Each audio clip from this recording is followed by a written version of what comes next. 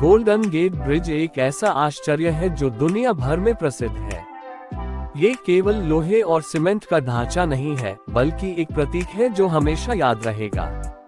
ये कैलिफोर्निया की स्वतंत्र भावना का प्रतिनिधित्व करता है, जो हमें हमेशा आगे बढ़ने की प्रेरणा देता है।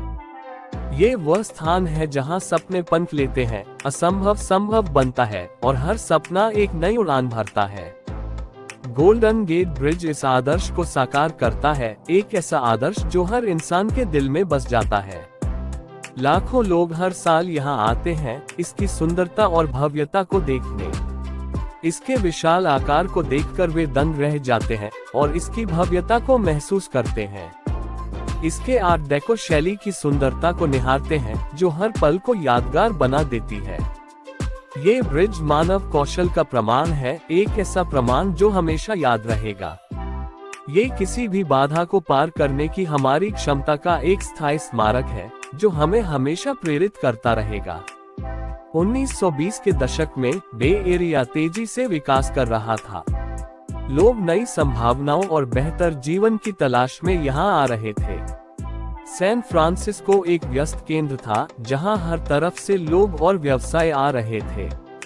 लेकिन यह मरीन काउंटी से एक बड़ी बाधा से अलग था, गोल्डन गेट स्ट्रीट, जो लोगों के लिए एक बड़ी रुकावट थी। फेरी ही एकमात्र साधन था पार जाने का, और यह सफर अक्सर मुश्किल और समय लेने वाला होता था। यह एक धीमा और अविश्वसनीय प्रणाली थी, जो लोगों के लिए काफी असुविधा पैदा करती थी। एक पुल की आवश्यकता स्पष्ट थी, जो इस समस्या का समाधान बन सके। ये समुदायों को जोड़ता और लोगों के बीच की दूरी को कम करता, व्यापार और परिवहन को बढ़ावा देता और आर्थिक विकास को तेज करता। यह विचार बहुतों को असंभव लगा, क्योंकि यह एक विशाल इंजीनियरिंग चुनौती थी। खतरनाक धाराएं, गहरे पानी और अक्सर होने वाला कोहरा ने अभूतपूर्व चुनौतियां प्रस्तुत की, जो इस परियोजना को और भी मुश्किल बना देती थीं।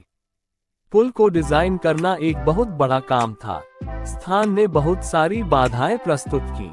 स्ट्रेट का उग्र पानी निर्दयी था, समुद्र तल अस्थिर था और यह क्षेत्र भूकंप संभावित था। जोसेफ स्ट्रॉस, एक दूरदर्शी इंजीनियर, ने इस चुनौती को लिया। उन्होंने अन्य प्रतिभाशाली मस्तिष्कों के साथ सहयोग किया। चार्ल्स एलिस, एक कुशल इंजीनियर, ने पुल के डिजाइन को परिष्कृत किया। लियोन मोइसेफ, एक प्रसिद्ध पुल इंजीनियर, ने नवाचारी सस्पेंशन ब्रिज अवधारणा विकसित की। गोल्डन गेट ब्रिज का निर्माण इंजीनियरिंग का एक कारनामा था। ये पुल न केवल सैन फ्रांसिस्को को मरीन काउंटी से जोड़ता है, बल्कि यह मानव दृढ़ता और नवाचार का प्रतीक भी है। इसका निर्माण 1933 में शुरू हुआ और 1937 में पूरा हुआ, जिसमें 4 साल से अधिक का खतरनाक काम लगा।